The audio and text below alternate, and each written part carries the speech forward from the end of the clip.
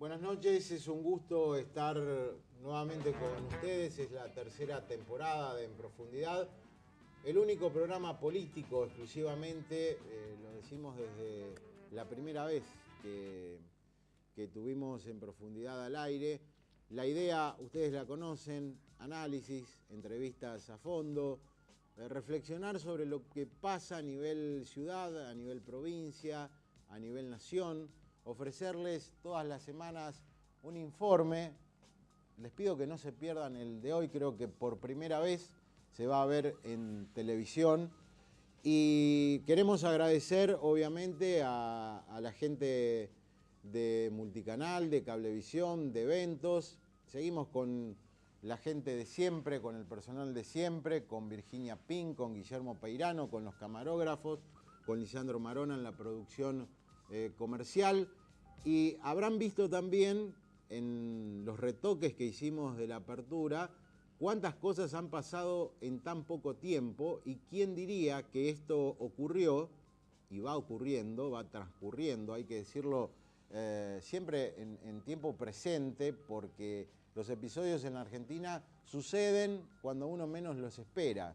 Todos decían, bueno, 2008 no hay elecciones, la situación va a estar calma, un gobierno que ganó holgadamente los comicios, y sin embargo, como muy inteligentemente, ácidamente, alguna vez graficó Jorge Asís, parece haber chocado la calecita, porque la oposición nacional es una suma de opositores. No hay una oposición, ni siquiera se han reunido para tener una conferencia de prensa conjunto respecto a temas como el del agro, que mantuvieron en vilo al país. Pero cierta prepotencia, que en algún momento hasta caía bien porque se recomponía la investidura presidencial, hoy es lisa y llanamente soberbia. Y a medida que pasa el tiempo y a medida que la sociedad puede mirar un poquito más allá, con un horizonte más lejano, se le demandan otras cosas a un gobierno. Y esto está bien. El kirchnerismo, el gobierno de Néstor Kirchner, ha producido, y esto hay que decirlo, debemos ser honestos intelectualmente, muchas mejoras que tienen que ver fundamentalmente con la cuestión económica, con lo que decíamos de la reconstitución del poder presidencial, con los cambios en la Corte. Pero hay determinados hechos, episodios, actitudes que generan malestar, ya más allá de un microclima, de los periodistas, de los empresarios, de los actores sociales. La sociedad no quiere autoritarismos, la sociedad no quiere volver al pasado. A Cristina le gusta mucho vincular cada crítica con un golpista. Fulano la critica, tal periodista la critica, remite al 24 de marzo de 1976. Nadie, no hay más posibilidades de una dictadura en la Argentina, pero tampoco debería haber más posibilidades para gestos autoritarios y para voces destempladas, que son las que en estos momentos existen por parte del gobierno nacional y muchas veces también desde la oposición. Bueno, le vamos a ofrecer para hoy un programa, un panorama muy interesante. Va a estar con nosotros el presidente del bloque de diputados del Frente Progresista, Raúl Lamberto, para analizar la transición, cómo ha sido este proceso con el socialismo, vamos a decirlo claramente, en la gobernación santafesina, y después vamos a dialogar también en profundidad con un referente de la Federación Agraria, Pedro Peretti. Todo esto después del corte. Está con nosotros el titular del bloque de diputados del Frente Progresista, Raúl Lamberto. Gracias por haber venido a este primer programa. Gracias, Mauricio. Bueno, la pregunta, obviamente, la primera pregunta es cómo ha resultado esta transición. Por primera vez el socialismo tiene la oportunidad de gobernar, y con una particularidad, ¿no?, que es también una legislatura donde deben, imagino, consensuar políticas, dialogar mucho, porque el peronismo conserva un caudal importante, sobre todo en senadores. Pero ¿cómo ha sido esto en diputados todos estos días? Bueno, yo entiendo que yo dividiría, ¿no? En lo que hace a las políticas del gobierno provincial ha sido una muy buena relación, creo que ha sido muy maduro, tanto lo actuado en diputados como en senadores, se aprobó el presupuesto, que no es menor, se designó el fiscal de Estado, que tampoco es menor, el otro día se aprobaron las designaciones de cargos para la educación, 800 cargos, ya se le dio preferencia al tratamiento el nombramiento de 1.800 policías que pide el Ejecutivo. O sea que desde ese punto de vista nosotros creemos que se actúa con madurez, nos parece que responsablemente son actos de gobierno que la ciudadanía pide y los legisladores, sin distinción de partidos políticos, marcan su decisión política de llevarlos adelante. Desde el punto de vista político sí creo que hay algunos temas que todavía están sin resolver. Por ejemplo, el último jueves no hubo posibilidad de sacar una posición común en diputados en relación al conflicto del campo.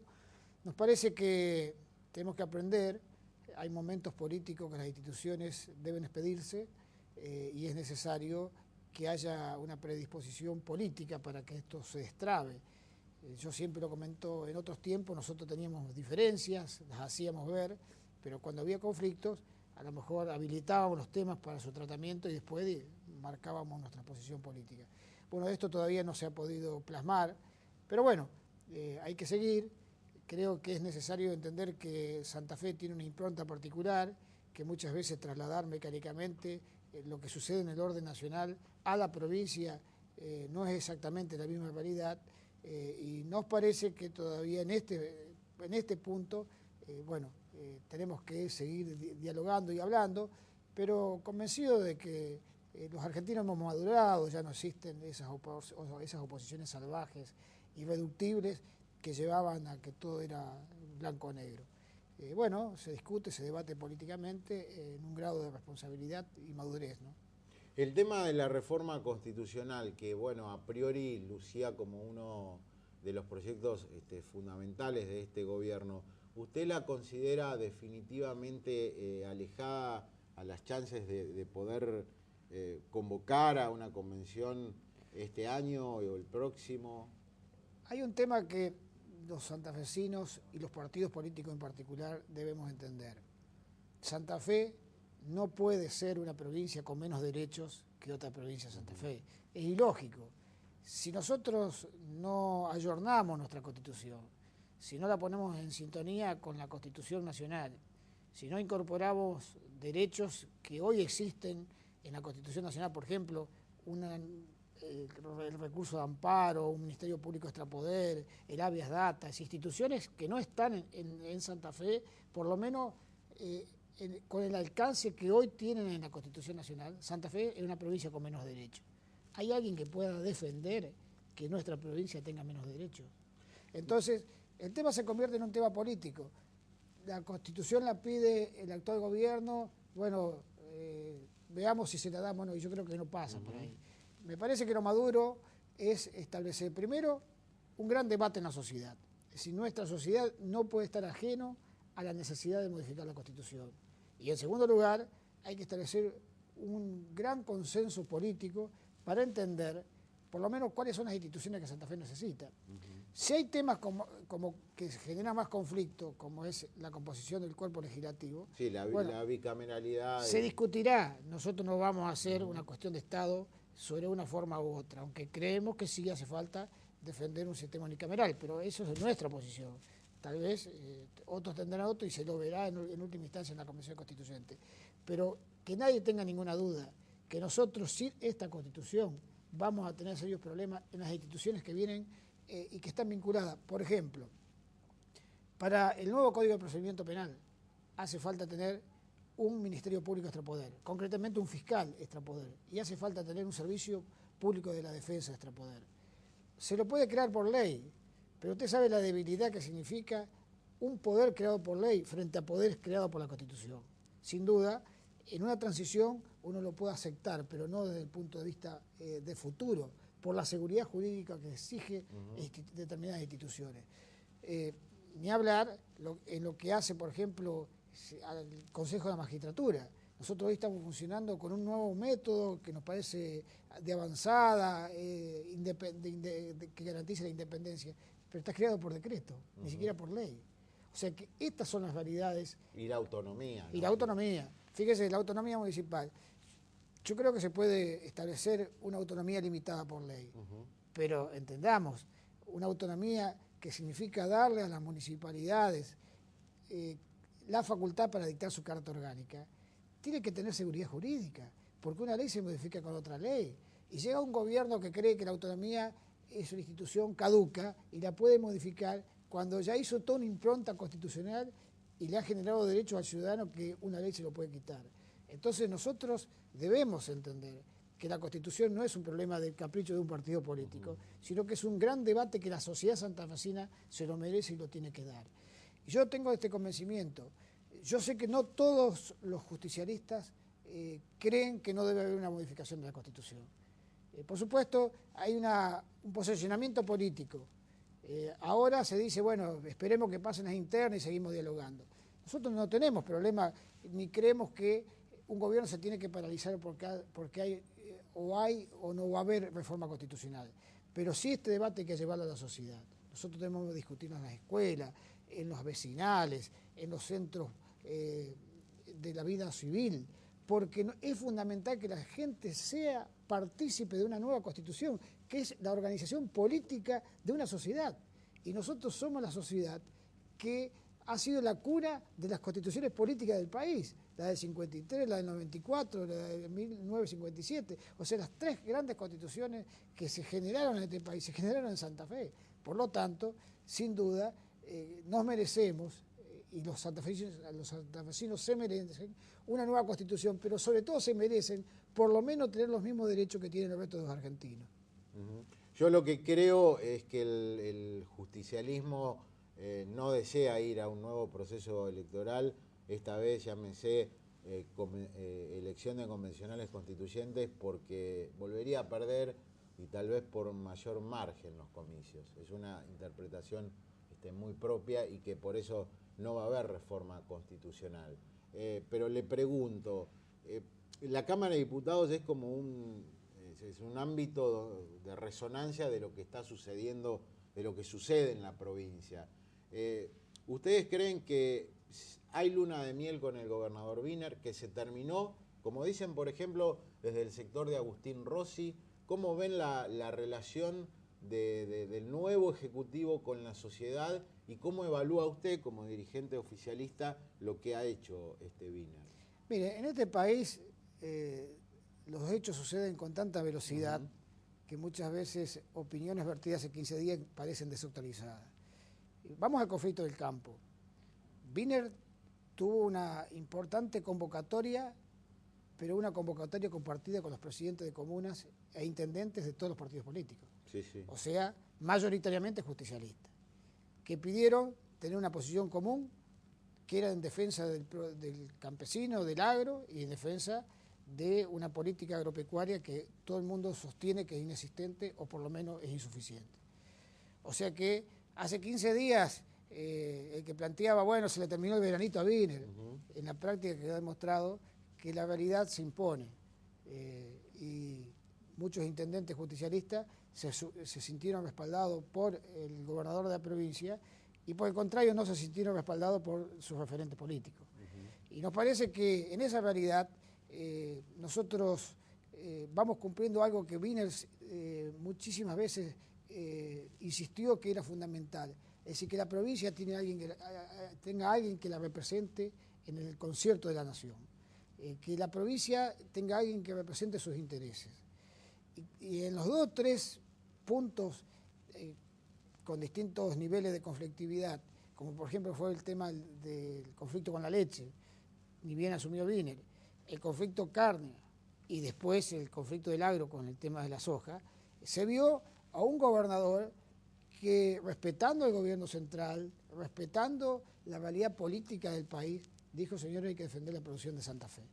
Y a nosotros nos parece que muchas veces esto desde el punto de vista político es mucho más respuesta para un intendente o para un presidente de comuna que se encuentra todos los días con su vecino y al cual le tiene que decir si está a favor o está en contra de determinada medida, esto es mucho más respuesta que muchas veces lo que se debata en una Cámara de Diputados. A nosotros no nos cabe ninguna duda que estos 100 días fueron 100 días importantísimos para Santa Fe, en todos los campos. Lo fue en educación, porque no solamente se arreglaron las escuelas que hacía años que no se las arreglaba, sino que se comenzó el año sin conflicto. Y se comenzó el año sin conflicto en UPCN. Se ha arreglado con una importante recomposición salarial para el personal policial. Es decir, se está marcando una idea de tener una justicia diferente a partir de medidas tomadas, como por ejemplo el decreto que modifica la designación de los miembros de la Corte o el decreto que modifica la forma de designar a los jueces.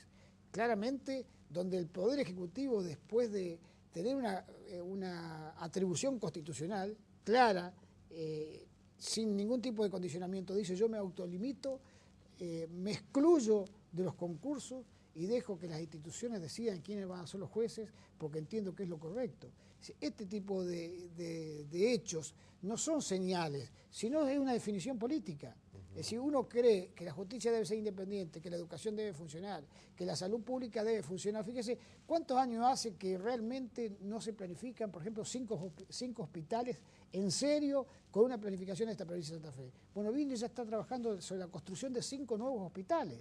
Es decir, 5 nuevos hospitales que quien conoce lo que piensa Wiener de la salud pública, no duda que se van a concretar, pero no solamente no es que no duda que se van a concretar desde el punto de vista edilicio, sino que van a ser parte de un proyecto de salud, que esto es lo importante, no es simplemente construir por construir.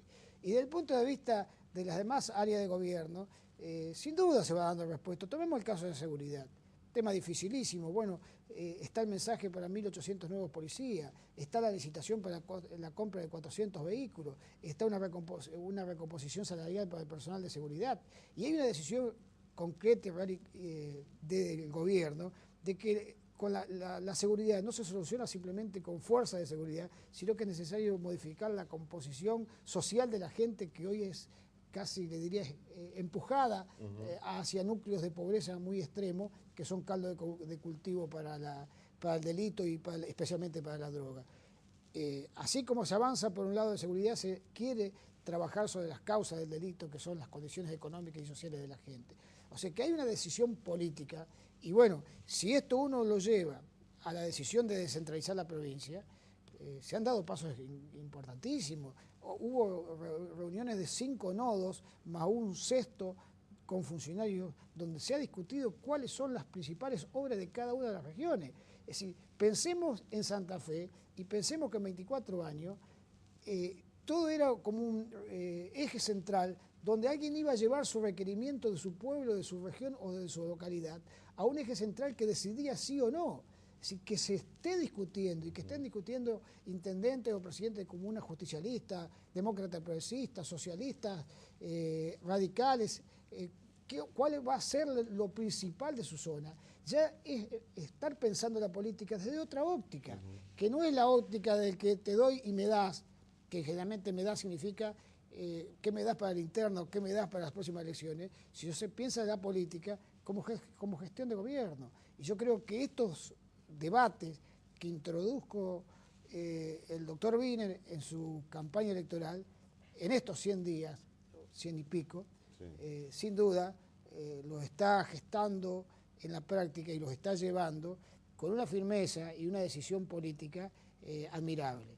Por eso nos parece que, por supuesto, no todo es color de rosa, no todo no tiene sus dificultades, no es fácil acceder a un gobierno después de 24 años de un gobierno de otro signo político, pero al margen de todo eso, yo creo que tenemos un gobernador con una clara decisión a dónde quiere ir. De las dificultades y de algunos otros temas seguimos hablando con Raúl Lamberto después del corte. Hablábamos en el corte con Raúl Lamberto porque uno evaluaba, ¿no?, cuando Wiener sale a respaldar el reclamo del campo, uno pensaba, bueno, se cortará, ¿cuál será la reacción de la Casa Rosada con el gobierno socialista? Ha habido un muy buen feeling entre el kirchnerismo léase Néstor, Cristina, Parrilli, De Vido, bueno, Alberto Fernández y la administración socialista, pero inmediatamente también salió Reutemann a adherir a lo que hizo Wiener, y me parece que eso también fortaleció a ambos, digamos, ¿no? la cuestión. Sí, sin duda. Primero, si uno lee, por ejemplo, las noticias, cuando se habla de lo que fue algún tipo de enfrentamiento, chisporroteo, fracturas en el marco del justicialismo, ahí no se lo nombra a Wiener, porque Wiener siempre tuvo una política de respeto a la investidura presidencial, de respeto hacia el gobierno nacional, pero desde el punto de vista de que somos de partidos distintos y desde una óptica de independencia, que no es menor. O sea que esto fue muy claro para la sociedad y también para los medios, que en ningún momento colocaron a Wiener como alguien que tenía una obediencia debida con el gobierno de la nación. Sí lo hicieron con los gobernadores justicialistas. En el caso concreto, por supuesto que fue una decisión difícil, porque el gobierno nacional llevó la situación del agro a un conflicto, como llevan generalmente todas las decisiones, de el gobierno o el infierno, blanco-negro, sí. Entonces me parece que esa situación no es menor para un gobernador. Pero bueno, la decisión de Wiener fue la decisión que se comprometió, que es la correcta, la defensa de su producción, de sus pueblos, de la producción santafesina, y así lo hizo saber. Y nos parece importante que en esa decisión también se haya sumado el senador Reutemann. ¿Por qué? Porque es un referente importante de Santa Fe. Fue 2 veces gobernador, es senador de esta provincia, y es un referente también del Partido Justicialista. Lo que en la práctica significa que este conflicto del campo tuvo cortes transversales, porque es decir, no colocó la gente en el gobierno versus en la producción, sino colocó en cierta forma la necesidad de respetar una forma de producción, la necesidad de respetar lo que sería un costo y a su vez una retribución por el costo de la producción, y por otro lado una política de retenciones que está basada en una macroeconomía, que por supuesto yo creo que las retenciones son necesarias hasta un punto, y que ya elevarlas a más allá del 35% entraba en un conflicto hasta de rentabilidad que sin duda iba a afectar en primer lugar a los pequeños y medianos productores. Y en segundo lugar, que todo lo que evidentemente ingresa por retenciones vuelve a los pueblos o no vuelve, lo cual significa que en la práctica es dinero que sale de Santa Fe para no volver a Santa Fe. Y esto termina afectando a los servicios, termina afectando a la construcción, termina afectando a la inversión. Todos sabemos, por ejemplo, que todo lo que hoy es la industria metalmecánica ha tenido un parate desde que se generó el conflicto del campo, y en particular a partir de la aplicación de las retenciones. O sea, que esa realidad forma parte de una decisión de un gobernador. Y nos parece que las autoridades de Santa Fe tendrían que haber tenido una actitud como la que tuvo Wiener o la que tuvo Reutemann, que es colocarse atrás de la producción de Santa Fe. Y esto es lícito, esto es normal en las vidas políticas de los pueblos, esto genera lo que o debe generar lo que es una convivencia democrática, que la convivencia democrática no es decirle siempre al que gobierna tenés razón, sino debatir puntos de vista diferentes. Desde el punto de vista político, uno observa el mapa y lo proyecta hacia el 2011 y ve a un Mauricio Macri que casi seguramente encarnará una opción de centro-derecha al kirchnerismo.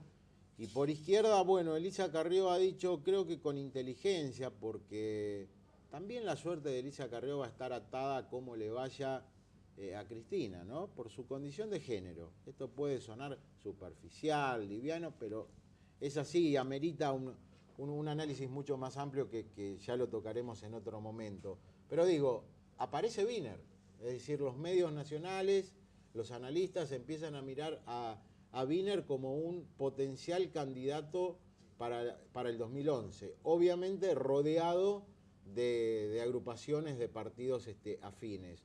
¿Usted tiene la misma idea que Wiener puede ser un presidenciable para el 2011? A ver, yo creo que quien está en política no puede ignorar lo que, aparte es un hecho que hoy por lo menos se comenta en el orden nacional.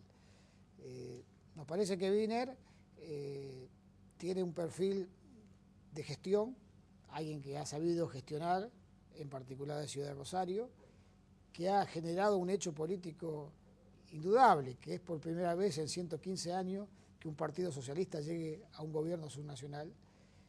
Y por supuesto tiene la templanza y a su vez la mesura para gobernar y para trascender. Ahora, creo que en un país tan cambiante hace falta ir despacio, prudentemente, y nos parece que lo que tiene que ser Wiener es hacer una buena gestión que realmente sea valorada en primer lugar por el pueblo santafesino. Y bueno, sabemos que esto es posible, pero tampoco es fácil, y hay que ir despacio.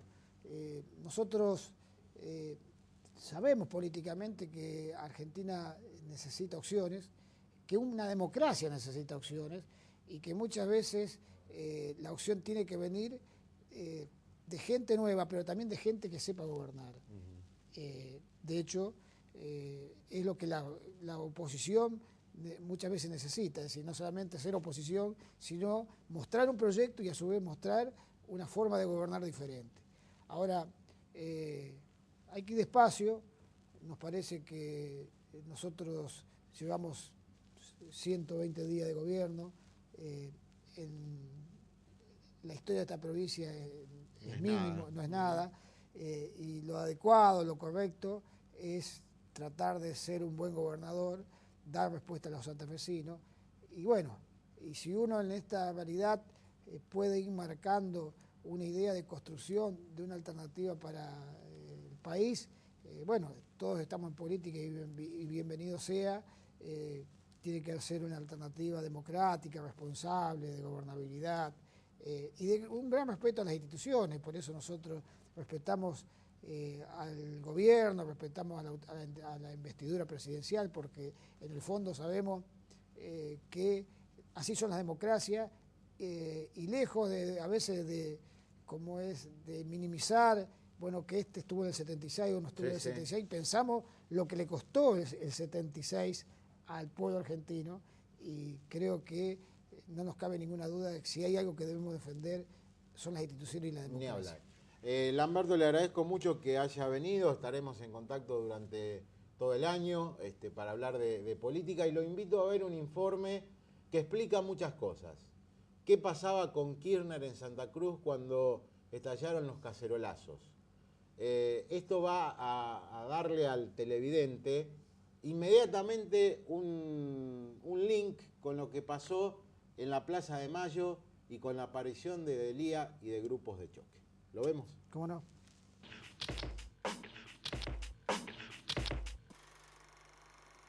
En marzo del 2002, el justicialismo santacruceño lanza un plan de ajuste y los cacerolazos estallan frente a las sedes de la Municipalidad de Río Gallegos y la Gobernación.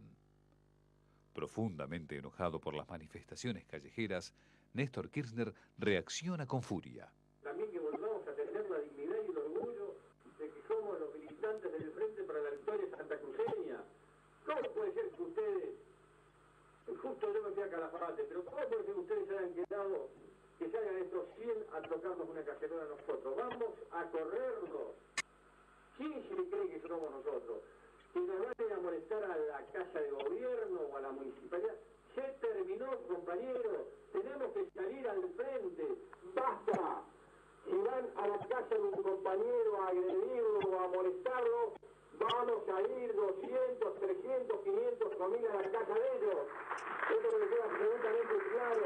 Esta arenga se realiza a fines de febrero, después de los primeros cacerolazos más grandes que hubo en febrero del 2002, y es un llamado de atención a su militancia, como diciéndole cómo van a permitir que esta gente esté manifestando en las calles de Río Gallegos. estos hay que correrlos, a estos hay que... Entonces ahí se lanza, digamos, una voz de orden y ya desde ese momento en adelante sabíamos que en cualquier momento los matones nos iban a encontrar en alguna esquina, ¿no? ¿Cómo puede ser que los compañeros a veces se queden callados y permiten este tipo de cosas? Hay que salir a defender. No podemos permitir que agredan ni más la municipalidad, ni más ninguna estructura que corresponde a nosotros. Somos muchos, salgamos a la calle y se terminó. Por cada casa que va a tener un compañero nuestro, vamos a ir a 10 casas de ellos, sin ningún problema. Que le vayan saliendo. Pocos días después del encendido discurso de Kirchner, la siguiente marcha de los cacerolazos terminó en una emboscada con más de 20 personas agredidas. Bueno, mirá, nosotros habíamos marchado a la Feria del Libro después del cacerolazo en el centro. Estábamos recorriendo junto con todos los compañeros pacíficamente la zona, pasamos por la puerta de la radio FM del Carmen y adentro de la radio del Carmen había un grupo de matones que después se complementó con varias camionetas que vinieron desde la Casa de Gobierno y entre ellos incluso concejales, el que comandaba el operativo era Rudy Ulloa, y allí, bueno, se bajaron de las camionetas, empezaron a correr y a dispersar a los manifestantes. En un primer momento yo traté de calmar a los compañeros, de mantenerlos unidos, pero se produjo un desastre allí de corridas y demás, y entonces apenas me identificaron que estaba yo, uno gritó, ahí está Del Pla, bueno, y me entraron a correr con palos un grupo de matones, me metieron 2 palazos en la cabeza, me dejaron tirado en el piso, me tuvieron que ayudar varios compañeros para recuperarme, y cuando llegamos a hacer la denuncia en la comisaría, les reclamamos al comisario que tenía cabizbajo estaba, porque el tipo como que nos estaba diciendo que no tenía forma de impedirlo porque tenían orden de zona liberada, y se lo reconoció a uno de los compañeros que estaba con nosotros de que él tenía orden de no intervenir en ese tema.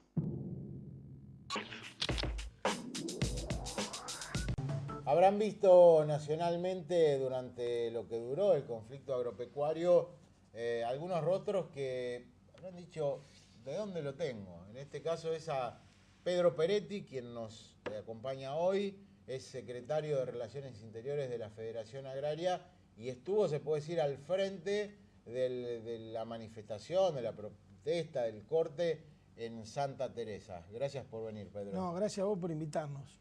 A ver, vamos a tratar de decodificar, de hacerle sencilla la cuestión a la gente. ¿Cuál es tu idea? ¿Cuál es la pulpa del conflicto y de lo que se está discutiendo básicamente por estas horas y lo que se discutió a lo mejor tan a los gritos que no se escuchaba? Yo creo que el nudo central del conflicto es qué tipo de agricultura queremos para la Argentina. Si queremos una agricultura progresista, si queremos una agricultura con agricultores, las determinaciones que se tomen en materia de política agraria deben ser segmentadas. Debe haber una política diferenciada. La mayor de las injusticias económicas es tratar a desiguales como iguales. El gobierno que hizo tomó una decisión de aplicar una retención del 44% en la soja para todo el mundo. Lo mismo para Agrobopatel, que siembra 150.000 hectáreas, que para Pedro Peretti, en este caso, que siembra 100. Exactamente lo mismo. El corazón del problema fue que el gobierno no discriminó ni discrimina y obvió que en este país hay 2.186 productores, escuchá la cifra porque es impactante, 2.186 productores producen el 60% de la soja de este país. O sea que si producimos 40 millones de toneladas, 2.000 tipos tienen 24 millones de toneladas. Es una cosa, una concentración económica que debe ser pocas veces vista en el mundo. No creo que haya muchos casos de tipos que acumulen tanta cantidad de producción. Para que se entienda, es decir, yo tengo una maceta de soja y la retención va a ser la misma que para Agrobopatel, que tiene, veía ayer, 150.000 hectáreas. 150.000 hectáreas. Es lo mismo. Entonces nosotros lo que hemos planteado varias veces al gobierno durante 4 años y medio, 5 años que venimos golpeando la puerta del gobierno, pidiéndole una política diferenciada, que las retenciones sean diferenciadas, que sean escalonadas, que los que más tienen me paguen más, que los que menos tienen paguen menos. Y yo creo que ese debate está en el mundo hoy. En el mundo agrícola se está discutiendo eso, qué tipo de agricultura quiere. Y es un debate que es importante, y yo creo que esto es un gran éxito del paro, que ingresó toda la sociedad en el debate. O sea, tradicionalmente el debate agrario en la Argentina estaba reservado a los suplementos de los grandes diarios, a los técnicos, a algunas organizaciones de representación gremial y no llegaba a la gente. Yo creo que el debate de qué tipo de agro queremos, qué tipo de agricultura queremos, corresponde a toda la sociedad, porque leche toma todo el mundo, porque carne come todo el mundo, y la sociedad argentina tiene que decidir qué tipo de agricultura quiere, si quiere una agricultura con agricultores o una agricultura sin agricultores, si quiere una agricultura absolutamente concentrada de megaproductores o quiere una agricultura de tipo familiar, como históricamente hubo en la Argentina. ¿Va a haber un Ministerio de Agricultura en la Argentina? Mira, eso es una demanda histórica del sector, que se jerarquice la actividad y yo creo que esta sería una buena oportunidad, esta crisis, para que de esto salga un Ministerio de Agricultura. Creo que no estaría mal jerarquizando a la agricultura, a la ganadería y, insisto, segmentando las políticas públicas. Debe haber una Secretaría de Agricultura para las pymes, debe haber políticas diferenciadas, debe haber impuestos diferenciados. Eso es lo que hacen todos los gobiernos progresistas del mundo. Empezando por Lula, o si vamos al Tabaré, o si vamos al Uruguay de Tabaré, va a encontrar políticas diferenciadas también. Políticamente lo que no se entiende de parte del gobierno, es decir, uno al final los entiende, es la lógica de la cerrazón que tiene a veces el kirchnerismo, es romper lazos con ustedes. Vos sos un dirigente y además alguien que ha sido afín a las políticas de Kirchner. Bueno, y a ver, también, nosotros siempre le decíamos lo mismo al gobierno, y se lo dijimos el otro día, nosotros hemos apoyado su política de derechos humanos, hemos apoyado su política de mejoramiento de la Corte Suprema, de vuelta de las jubilaciones a la jubilación del Estado, hemos apoyado un montón de políticas y veíamos con agrado toda la intervención de vuelta del Estado, una intervención virtuosa en la economía. Pero eso, le decíamos, todas esas buenas políticas no le daba un bill de indemnidad para entrar en otra área como la agricultura y no hacer nada.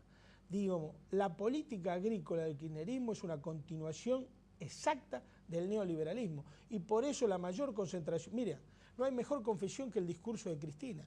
Cristina se afilia al diagnóstico de la Federación Agraria totalmente. Su discurso, cuando hace el antepenúltimo discurso y dice, se deforestaron 2 millones de hectáreas en los últimos 4 años. ¿Y quién era el presidente? Se concentró y se vamos hacia la sojización. ¿A partir de cuándo? De cuando ellos fueron presidentes. O sea, fue una autocrítica al mismo gobierno de ellos, diciendo todas las cosas que no hicieron y que encima somos lo que nosotros le estamos diciendo desde hace un montón de tiempo, que son las cosas que tiene que hacer. ¿Cómo se destraba el conflicto? ¿O cómo, digamos, se mantiene, si se quiere, la tregua? ¿Qué es lo que ustedes están esperando que el gobierno les diga? Nosotros estamos esperando que haya una segmentación profunda. Nosotros le llevamos una oferta al gobierno, el primero que se la dejamos fue al ministro Peirano, que la vio muy positiva y la valoró, y dijo que era factible, y a la semana se fue, porque renunció. Nosotros insistimos que haya retenciones segmentadas, que hasta 5.000 quintales debe ser un porcentaje, de 5 a 10.000 debe ser otro, de 10 a 15.000 debe ser otro, y más de 15.000 debe ser otro. Nosotros insistimos que hay que cobrar el impuesto a esos 2.186 pools de siembra que concentran el 60% de la producción sojera de la Argentina. Esos son los que tienen que pagar. Que además, te voy a decir una cosa, además, son los que el gobierno prohijó, son los que el gobierno mostró al mundo como ejemplo, porque digo, nosotros le mandamos una carta a Hermes Wiener quejándonos porque él y Lichi lo decidieron a Grobopatel y el gobierno lo llevó a Venezuela a enseñarle a sembrar soja y este modelo. Ahora yo quisiera ver a Cristina reunida con Chávez que le explique ahora que el tipo que le llevaron a enseñarle a producir soja en la Argentina es el nuevo demonio que encontró la presidenta y de repente lo descubrieron todo, que esa concentración no le sirve a nadie. Digo, hay muchas cosas acá que se han hecho mal en todos lados. ¿Por qué? Porque en muchos gobiernos de provincia y en el gobierno nacional se siguió la misma lógica. La lógica era fortalecer las cadenas productivas. Y cuando uno fortalece cadena productiva, lo único que ve es volumen de producción, nunca ve productores. ¿Está claro? Y lo que salió a la calle ahora son productores de carne y hueso. Es lo que no había salido nunca. Es el sujeto histórico agrario de la Argentina, el chacarero, el que tejió esa red de los pequeños pueblos, de Máximo Paz, Santa Teresa, Alcorta, J.B. Molina, Teodelina. Y entonces esa gente es la que salió porque no quiere perder ese espacio en donde llevan 3 o 4 generaciones trabajando la tierra ahí Y yo te digo que si esto no se le pone límite a los pools de siembra, si 2.000 tipos ya trabajan el 60% en 4 años, en los próximos 4 años, 5.000 tipos trabajan toda la Argentina. Vos, además de ser dirigente de la Federación Agraria, de ser productor, tenés un contacto directo con los chacareros, estuviste al frente en Santa Teresa. El ánimo, a mí me parece que hay un ánimo de decir, sigamos peleando hasta... Totalmente, totalmente. Yo creo que el gobierno tiene que leer muy bien lo que pasa en los cortes y lo que pasó en la calle en estos 21 días. Porque hay un espíritu en la gente de seguir el paro y de seguir... Porque dijo basta, han pateado un hormiguero. O sea, nadie se esperaba esto. Mirá, nosotros, el día antes de la retención, el anuncio de retenciones fue el 11 de marzo, sí. Nosotros el 10 estábamos movilizados enfrente de los puertos. Planteando el tema del trigo, que le regalamos 2 cosechas a los exportadores. 375 millones de dólares le transferimos de los productores a los exportadores de aceite cerealera. El precio internacional del trigo se podía pagar hasta 800 pesos, nos pagaban 55 pesos. Y el gobierno miraba para otro lado. Digo, estas cosas no son neutras, ni uno se puede hacer el distraído. Y ahí nosotros nos costaba mucho juntar gente. Es más, alguna evaluación que hizo el gobierno dice que la anunció esa medida porque vio que las 2 protestas de Federación Agraria eran demasiado flacas, había muy poca gente, y en uno había 250 personas, en la otra había 300. Y entonces dijeron, vamos a anunciar ahora porque el sector está desmovilizado. Hicieron una evaluación absolutamente errónea, absolutamente errónea. Empezó a salir la gente espontáneamente. Y cada discurso de Cristina, cada movimiento de Moyano, más gente se arrimaba a los cortes. Yo estaba ahí, yo tuve 21 días en el corte de Santa Teresa, y cuando habló Cristina, venía la gente sola, porque estaba indignado por ese discurso que hizo cuando vino del Calafate. Incluso se dio algo que no ocurre muy frecuentemente y que de hecho en la historia argentina se dio muy pocas veces. Los sectores urbanos, e incluso los sectores que viven en los pueblos, que a lo mejor miraban de reojo al productor que había tenido un salto, la famosa historia de las 4x4 y todo eso, se dejó de lado. Y además atravesó, discúlpame, la cuestión política, porque por ejemplo Agustín Rossi es el principal defensor del gobierno. Numerosos intendentes que reportan a Rossi en la interna se pusieron al frente de las... Totalmente. El intendente del Máximo Paz, del Partido Justicialista, estuvo con nosotros todos los días en el piquete. La diputada Bucasovic, también es del Partido Justicialista, es del diputado provincial, estuvo todos los días con nosotros en el piquete, dándonos solidaridad y apoyo. Yo creo que esto fue transversal a la política. Yo creo que hay que hacer una lectura de esto desde el punto de vista de la política muy importante. Yo creo que es una lección para todos. Es una lección para el gobierno nacional, pero también Hermes tiene que sacar una lección de esto. Yo creo que los gobiernos provinciales tienen que sacar 2 lecciones, a mi juicio, que son muy importantes. La primera es que realmente deben representar a la región en serio. ¿Vos crees que Wiener no lo hizo del todo? Yo creo que Wiener lo hizo. Yo creo que Hermes se equivoca en el enfoque que le ha dado al Ministerio de la Producción. Yo creo que es un enfoque erróneo. Yo se lo he transmitido a él, a todos los muchachos, son toda gente amiga, muy conocida, gente muy bien, pero yo creo que es un error conceptual lo que han hecho con el Ministerio de la Producción, porque han sacado directamente la Secretaría de Agricultura, la Secretaría Canaria. Hicieron lo mismo que hicieron en la provincia de Buenos Aires, que hizo en la provincia de Buenos Aires, y lo mismo que hizo en la Nación. Ellos hablan de cadena productiva y nunca hablan de productores. Y acá lo que hay que hacer, hay que tener política concreta para los productores, no para las cadenas productivas. Pero te voy a explicar una cosa. Los grandes beneficiarios de esta política de concentración fueron las cadenas productivas, los sectores más concentrados. Urquía con Aceitera General Dehesa, Molino Río de la Plata, La Serenísima, todo con nombre y apellido, se han llevado el 36% de todos los subsidios que se pagaron para mantener los precios. Urquía además es el que presentó el proyecto, ¿no? No, dicen que es el autor intelectual de la medida, uno de los que apoyó y después se borró. Pero vos fijate que acá ellos son los tipos que realmente, por ejemplo, al tambero le pagan 80 centavos y la leche vale 3 mangos, y recibieron casi 500 millones de pesos de compensaciones para mantener el precio de la leche. Eso es una estafa sideral al pueblo y al gobierno, que creo que tampoco los funcionarios pueden mirar para otro lado. El vicepresidente Lonca lo había puesto Urquía, ¿no? Son detalles... Entonces, por eso de hablar de cadenas productivas, eso está bien, digo, no está mal que se arme una cadena productiva, pero hay que hablar de productores. los subsidios, los reintegros deben ir a los productores, no a las grandes empresas multinacionales o nacionales, ¿no? Eso es muy claro, porque hay que darle el tambero para que se quede ahí, no a la Serenísima, no a Mastellone, que ya cada tanto se presenta en convocatoria, no le paga a nadie, después vuelve a empezar de vuelta, y además el gobierno tiene que discutir qué tipo, por ejemplo, de industria agroalimentaria quiere. Si quiere una lechería absolutamente... Hoy el 90% de la leche fluida de la Argentina lo controlan dos empresas. ¿Es eso saludable para el consumidor? ¿Eso es bueno para el país? Gracias, Pedro Peretti, por haber estado en profundidad, y obviamente la temática, la problemática, la cuestión amerita que nos volvamos a encontrar pronto en profundidad. Con mucho gusto. Para mí un verdadero placer estar con vos. Hacemos el último corte y conclusiones de este programa que creo ha sido muy interesante. Creo que hemos tenido un programa interesante. Me parece que lo de Lamberto, hablando de estos, podemos decir, 100 días de Wiener en la gestión, la admisión de que se empieza a ver al gobernador santafesino como una figura que empieza a adquirir espesor nacional. Todo dependerá de Wiener, todo dependerá de la gestión, que es al fin y al cabo lo que califica o descalifica a los gobiernos. Y el problema del campo, creo que lo explicó muy claramente, muy didácticamente Peretti. Hay algo que es irrebatible, es decir, más allá de los posicionamientos que cada uno de los actores tengan en el conflicto, no se le puede sacar lo mismo a quien tiene 5 que a quien tiene 100.